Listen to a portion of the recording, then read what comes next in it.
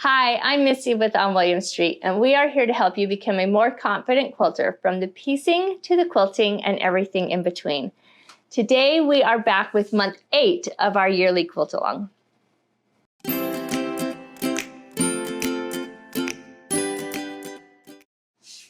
So this is the block that we're going to be making this month. We'll walk through all of the instructions with you. And just remember, you can find all of the instructions that we're going over in the video today in our blog post as well. So check on the link below the video to find out all of the details, the fabric requirements and everything will be there. And then also while you're there, don't forget to check out our shop and find your next quilting project.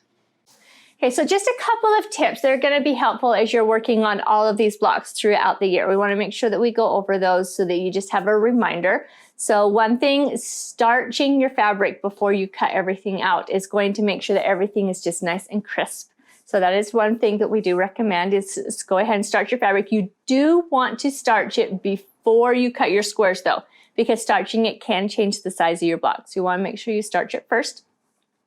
The other tip is go ahead and use a scant 1/4 inch seam. This allows you to have a slightly bigger block and do any trimming if you need to. So just double check that scant 1/4 inch. If you're also just kind of double checking and making sure that your 1/4 inch really is a true 1/4 inch so that when you're scant, it is a true scant. So just double check that. We do have a video on our channel that talks about checking your machine and making sure that your 1/4 inch seam is a true 1/4 inch seam. So go ahead and check that out. The other item is when you're trimming off your dog ears. So this is going to be on half square triangles, on flying geese, things like that. Make sure that you're only trimming those dog ears and you're not getting into the block itself, because if you get into the block itself, it's going to make that block smaller and then things aren't going to line up the way they need to.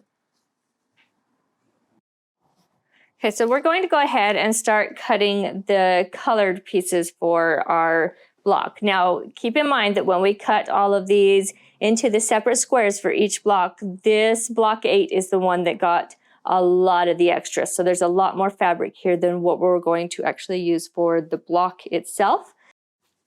Okay, so with cutting this orange with these stripes, we're going to cut, it's 1.5 by 12 inches, but we're not going to do a true 1.5. We're actually going to go just slightly more than 1.5. So watching your lines right here, so you've got your 1/4 inch lines, we're going to go over that 1/2 inch section just a little bit, all the way around, all the way down, just so that we get a little bit of extra, and that's going to help at the end of this square to be exactly the 6.5 inch square that we need. So go ahead and cut our 3 strips out of the orange, getting just over that 1/2 inch mark, not quite to the 1/8 inch mark, kind of in between those two.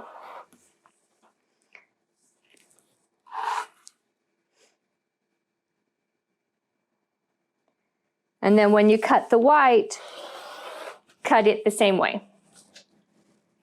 And then since all of these are going to be the exact same size, I'm actually going to lay them on top of each other, and I'm going to trim that last little bit to make them 12 inches off at once, because it's not too many layers, it's only 3 layers. Shouldn't be any issues with doing that. So we'll line it up here on our 12 mark. Make sure that we're still keeping things square. So we're going to want to line this edge up with 1 as well, and then cut that little bit extra off.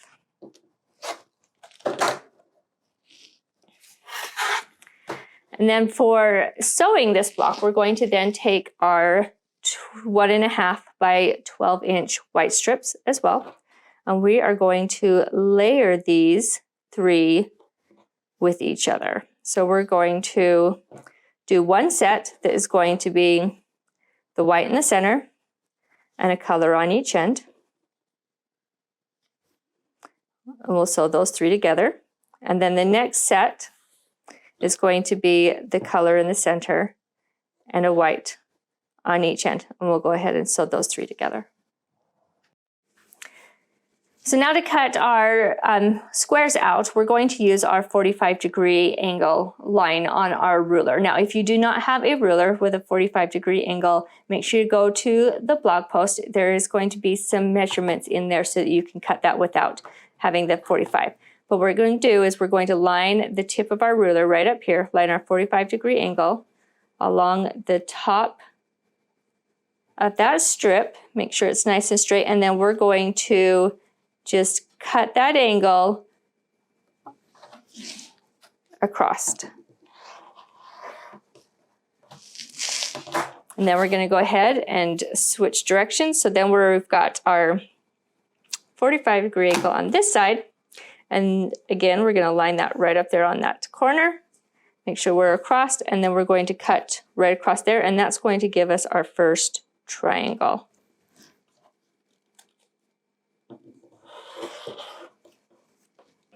And then just flip it and do the same thing on the other side.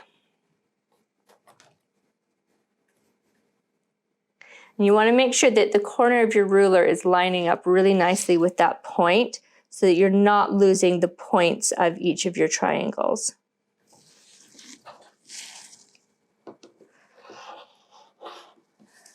And then repeat with the second set of strips.